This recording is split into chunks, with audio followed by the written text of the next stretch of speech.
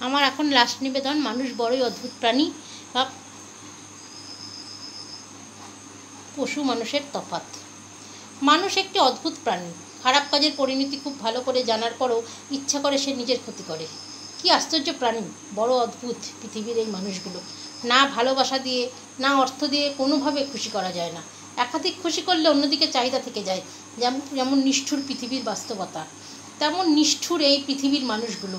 এখানে সরলতা, বন্ধুত্ব, ভালোবাসা সত্ত্বেও কোনো দাম নেই। সরলতা দেখিয়ে চললে মানুষগুলো বলে এ একটা বোকা। নিঃস্বার্থ বন্ধুত্ব দেখালে বলে ভাব থেকে ভঙ্গি বেশি। শুধু আদিক্ষিতা আর নিঃস্বার্থ ভালোবাসা দেখালে মানুষগুলো বলে ও ঠকাতে এসেছে। একটা সত্যিকারের মানুষ, একটা সত্যিকারের বন্ধু, একটি সত্যি ভালোবাসা খুঁজে পাওয়া সত্যি ভাগ্যের ব্যাপার। আর বিধাতার কৃপার প্রয়োজন। অধিকারের জায়গাটা যেখানে শূন্য, অভিমান আর প্রত্যাশা সেখানে মূল্যহীন। মানুষকে ভালোবাসলে বা উপকার করলে, নতুন প্রাণ পেলে তারা পুরনোকে ভুলে যায়। কিন্তু পশু পাখি পোষেন, তাড়িয়ে দেবেন, আবার লেজ নাড়াতে নাড়াতে এসে আপনাকে ভালোবাসবে। এই হচ্ছে পশু আর মানুষের মধ্যে তফাৎ।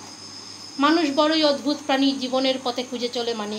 স্বপ্নের জাল বুনে আশা নিয়ে বাঁচে, আনন্দে হাসে, দুঃখে চোখের জল আনে। কখনো হাসে মুখে ভেতরে লুকায় ব্যথা, কখনো দুঃখের মাঝে খুঁজে নেয় সান্ত্বনা।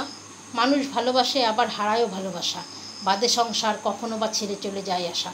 জীবনের পথে কখনো খোঁজে সুখের ঠিকানা, মানুষ তবু নিরন্তর খোঁজে নতুন এক দিশা। ধন্যবাদ।